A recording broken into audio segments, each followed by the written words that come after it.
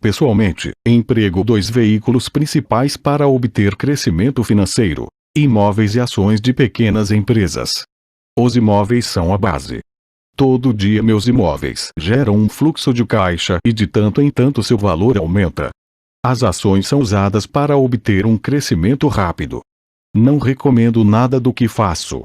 Os exemplos são apenas isso, exemplos. Se a oportunidade é muito complexa e eu não entendo o investimento, não faço. Matemática simples e bom senso são tudo o que se necessita para alcançar sucesso financeiro. Há 5 razões para usar os exemplos. 1. Inspirar as pessoas para que aprendam mais. 2. Mostrar às pessoas que tudo é fácil se o embasamento é sólido. 3. Mostrar que qualquer um pode obter uma grande fortuna. 4. Mostrar que há milhões de maneiras de atingir nossos objetivos. 5. Mostrar que isto não é ciência espacial. Em 1989, eu costumava correr numa bela região de Portland, Oregon. Era um subúrbio com lindas casas que pareciam de boneca. Eram pequenas e lindas. Eu quase que esperava encontrar na calçada Chapeuzinho Vermelho a caminho da casa da vovó. Por todo lugar havia cartazes de vende-se. O mercado de toras de madeira estava em crise, e o mercado de ações acabara de entrar em colapso e a economia estava deprimida. Numa rua notei um cartaz, que parecia pregado lá há mais tempo que os outros, anunciando a venda de uma casa. Correndo por lá um dia encontrei o dono da casa, que tinha um ar preocupado. "Quanto o senhor quer pela casa?" perguntei. O dono se virou e deu um sorriso desanimado. "Faça uma oferta", disse. "Está à venda há um ano. Ninguém mais aparece para vê-la." "Vou olhar", disse eu, e meia hora depois comprava a casa por menos de $20.000 do que o proprietário pedira originalmente. Era uma bela casinha de 2 quartos, com enfeites de madeira em todas as janelas. Sua cor era azul com detalhe cinza e fora construída em 1930. Em seu interior uma lareira de pedra. Uma casa perfeita para se alugar. Dei uma entrada de $5.000 por uma casa de $45.000, mas que realmente valia $65.000, embora ninguém quisesse comprá-la. O proprietário a desocupou em uma semana, feliz de se ver livre dela, e logo chegou meu inquilino, um professor da escola local. Depois de pagar a hipoteca e despesas diversas, eu ficava com $40 ao fim de cada mês. Nada muito empolgante. Um ano depois, o mercado imobiliário deprimido do Oregon começou a se recuperar. Os investidores da Califórnia, cheios de dinheiro obtido em seu mercado imobiliário ainda em expansão, estavam se deslocando para o norte e comprando imóveis no Oregon e em Washington. Vendi a casinha por $95.000 a um casal californiano que achou que estava diante de uma pechincha. Meu ganho de capital de cerca de $40.000 foi empregado numa aplicação amparada pela seção 1031-19 e comecei a procurar um lugar onde pôr o dinheiro. Em um mês encontrei um prédio com 12 apartamentos perto da fábrica da Intel em Beaverton, Oregon. Seus donos moravam na Alemanha e não tinham ideia de quanto valia o local e, novamente, só queriam se desfazer do imóvel. Ofereci $275.000 por um prédio que valia $450.000. Concordaram com $300.000. Comprei e fiquei com ele por 2 anos. Utilizando o mesmo processo de troca de imóveis com tributação deferida, minha mulher e eu vendemos o prédio por $495.000 e compramos outro com 30 apartamentos, em Phoenix, Arizona. Naquela época nos mudamos para Phoenix, para sair de uma crise, e teríamos de vendê-lo de qualquer maneira. O preço do prédio de 30 apartamentos era de $875.000 com entrada de $225.000. O fluxo de caixa decorrente do aluguel dos 30 apartamentos era de pouco mais de $5.000 ao mês. O mercado de imóveis do Arizona começou a subir e, em 1996, um investidor do Colorado nos ofereceu $2 milhões pelo imóvel. Minha mulher e eu pensamos em vendê-lo, mas decidimos esperar para ver se a legislação relativa a ganhos de capital seria alterada pelo Congresso. Se mudasse, o imóvel deveria aumentar, acredito, outros 15% ou 20%. Além disso, os $5.000 ao mês era um bom fluxo de caixa. Este exemplo mostra como é possível transformar uma pequena soma de dinheiro em outra muito maior. Repito, é uma questão de entender demonstrações financeiras, estratégias de investimento, sentir o mercado e conhecer as leis. Se as pessoas não são versadas nesses tópicos, então tenderão a seguir o dogma padrão, que é buscar segurança, diversificar e só aplicar em investimentos seguros. O problema é que investimentos seguros muitas vezes são esterilizados. Isto é, são tão seguros que seus ganhos são menores. A maioria das corretoras não tocará em transações especulativas para se proteger a si próprias e a seus clientes. E essa é uma política sábia. Os negócios realmente quentes não são oferecidos aos novatos. Normalmente, os melhores negócios, que tornam os ricos ainda mais ricos, são reservados para aqueles que entendem o jogo. É tecnicamente ilegal oferecer a alguém que não é considerado sofisticado esses negócios especulativos, mas, naturalmente, acontece. Quanto mais sofisticado me torno, mais oportunidades aparecem no meu caminho. Outro argumento para desenvolver sua inteligência financeira, ao longo da vida, é, simplesmente, que mais oportunidades são apresentadas a você. E quanto maior for sua inteligência financeira, mais fácil será reconhecer um bom negócio. Quanto mais aprendo, e há muito a aprender, mais dinheiro ganho, simplesmente porque com o passar dos anos acumulo experiência e sabedoria. Tenho amigos que se aprisionam à segurança, trabalhando com afinco em suas profissões, e que não conseguem adquirir sabedoria financeira, que leva tempo para ser desenvolvida. De modo geral, minha filosofia é plantar sementes em minha coluna de ativos. Essa é a minha fórmula. Começo com pouco e planto sementes. Algumas se desenvolvem, outras não. Na nossa empresa imobiliária há propriedades que valem muitos milhões. É nosso próprio trust de investimento em imóveis. A maioria desses milhões partiu de investimentos mínimos, da ordem de $5.000 ou $10.000. Todas essas entradas foram beneficiadas por terem ocorrido em momentos de rápida ascensão do mercado, aumentos isentos de imposto, compras e vendas feitas repentinamente ao longo de alguns anos. Também temos um portfólio de ações, abrigado em uma empresa que minha mulher e eu chamamos de nosso fundo mútuo pessoal. Temos amigos que fazem negócios especificamente com investidores como nós, de modo que temos a cada mês dinheiro extra para investir.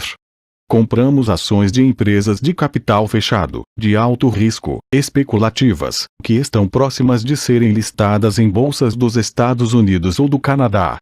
Um exemplo de como é possível obter ganhos rápidos são 100.000 ações compradas a 25 centavos pouco antes da abertura de capital da empresa. 6 meses depois, a empresa estava listada em bolsa e as 100.000 ações agora valem $2 cada uma.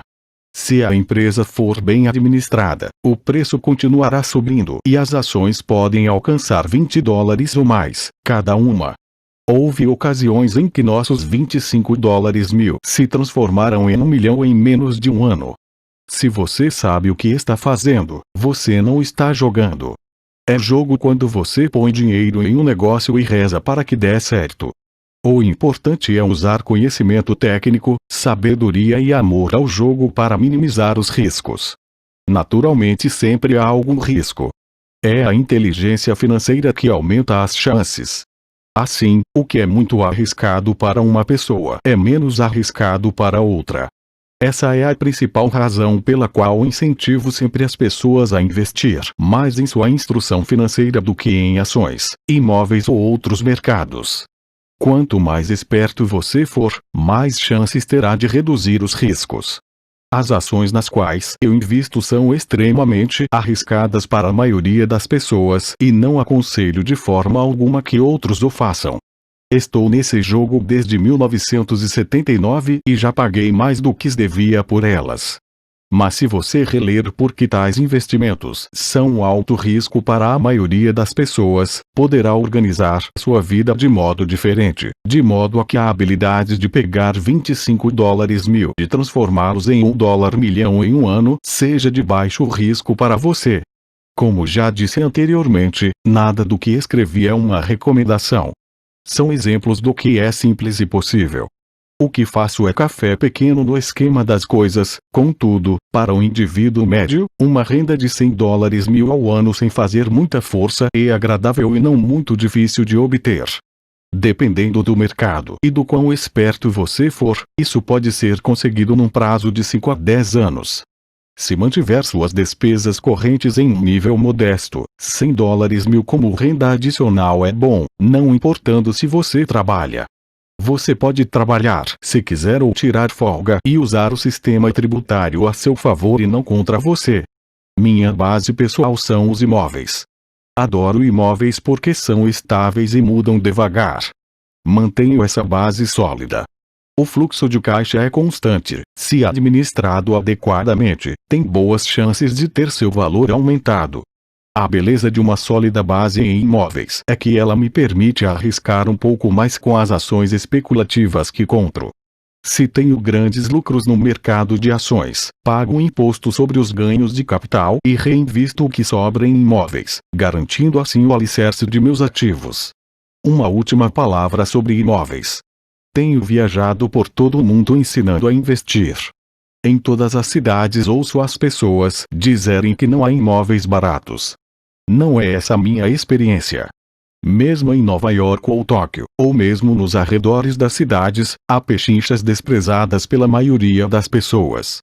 Em Singapura, que atualmente registra uma alta no preço dos imóveis, podem-se encontrar ainda pechinchas em locais não muito distantes. Logo, sempre que ouço alguém me dizer "você não pode fazer isso aqui", respondo que talvez a afirmação adequada seja: não sei como fazer isso aqui. Ainda as grandes oportunidades não são vistas com os olhos. São vistas com a mente. Muita gente não ficará rica nunca simplesmente porque não tem o treinamento financeiro para reconhecer oportunidades que estão bem à sua frente. Muitas vezes me perguntam: como começo? No último capítulo, mostro 10 passos que segui na trajetória para minha independência financeira. Mas sempre lembro que é preciso que seja divertido. É apenas um jogo. Algumas vezes você ganha e outras aprende. Mas divirta-se. A maioria das pessoas jamais ganha porque tem medo de perder. É por isso que a escola é tão tola. Na escola aprendemos que os erros são maus e somos punidos por cometê-los. Contudo, se você prestar atenção à maneira como os seres humanos aprendem, verá que aprendemos errando. Aprendemos a andar, caindo. Se nunca cairmos, não andaremos nunca. O mesmo quanto a andar de bicicleta. Ainda tenho cicatrizes nos joelhos, mas hoje ando de bicicleta sem pensar. O mesmo vale para enriquecer. Infelizmente, a principal razão pela qual a maioria das pessoas não é rica é por seu pavor de perder. Os vencedores não têm medo de perder. Mas os perdedores, sim. Os fracassos são parte do processo do sucesso. As pessoas que evitam os fracassos também evitam os sucessos. Penso no dinheiro de forma semelhante a um meu jogo de tênis. Jogo muito, erro, corrijo, erro mais, volto a corrigir e melhoro o meu jogo. Se eu perder o jogo, vou até a rede e aperto a mão de meu adversário, sorrio e digo: até sábado. Há 2 tipos de investidor. 1. O primeiro e mais comum são as pessoas que compram um investimento empacotado. Eles procuram um varejista, seja uma imobiliária, seja um corretor ou um consultor financeiro e compram alguma coisa. Pode ser um fundo mútuo, um trust de investimentos imobiliários, ações ou títulos. É uma forma bem limpa e simples de investir. Pode ser comparado à pessoa que vai à loja e compra um computador direto da prateleira. 2. O segundo são os investidores que criam investimentos. Este investidor em geral organiza o negócio de forma semelhante às pessoas que compram os componentes e montam seu computador. É algo sob medida. Eu não sei como juntar componentes de computador. mas sei como juntar oportunidades ou conheço gente que sabe. É este segundo tipo que tem mais probabilidade de se tornar um investidor profissional. Algumas vezes são necessários anos para se juntarem todas as peças. E às vezes nunca se consegue isso. Meu pai rico me incentivou a ser este tipo de investidor. É importante aprender a juntar as peças porque é aí onde estão os grandes ganhos e, se a maré é adversa, as grandes perdas. Se você quer ser o segundo tipo de investidor, precisa desenvolver 3 habilidades principais. Estas se somam àquelas necessárias para se adquirir a inteligência financeira. 1. Como encontrar uma oportunidade que ninguém mais viu. Você vê com sua mente o que os outros veem com os olhos. Por exemplo, um amigo comprou uma casa caindo aos pedaços. Era assustador olhar para ela, todos se perguntavam por que ele a teria comprado. O que ele viu e nós não vimos foi que junto com a casa, a compra envolvia mais 4 lotes de terreno vazio. Ele verificou isso indo à imobiliária. Depois de comprar a casa, ele a demoliu e vendeu 5 lotes para um construtor por 3 vezes o que tinha pago. Ele ganhou $75.000 em 2 meses de trabalho. Não é muito dinheiro, mas sem dúvida é muito mais do que o salário mínimo, e não há muitas dificuldades técnicas. 2. Como conseguir dinheiro. Em geral as pessoas só procuram o banco. Esse segundo tipo de investidor precisa saber onde levantar recursos e há muitas formas de fazê-lo sem ir ao banco. Para começar, aprendi a comprar imóveis sem precisar de banco. Não é tanto pelos imóveis, mas pela aprendizagem de como conseguir o dinheiro, o que não tem preço. Muito frequentemente ouço as pessoas dizerem o banco não me dá um empréstimo, ou não tenho dinheiro para comprar isso. Se você quiser se tornar um investidor do tipo 2, precisará aprender a fazer o que atrapalha tanta gente. Em outras palavras, a maioria das pessoas deixa que a falta de dinheiro as impeça de fechar um negócio. Se você puder evitar esse obstáculo, estará milhões à frente dos que não aprenderam essas habilidades. Muitas vezes adquiri uma casa ou ações ou um prédio de apartamentos sem ter um tostão no banco. Uma vez comprei um prédio por $1, 2 milhões. O que eu fiz é chamado amarrar a transação com um contrato escrito entre comprador e vendedor. Então, consegui o necessário para pagar o depósito de $100.000, o que me permitiu obter 90 dias para levantar o resto do dinheiro. Por que eu fiz isso? Simplesmente sabia que o prédio valia $2 milhões. Nunca levantei o dinheiro.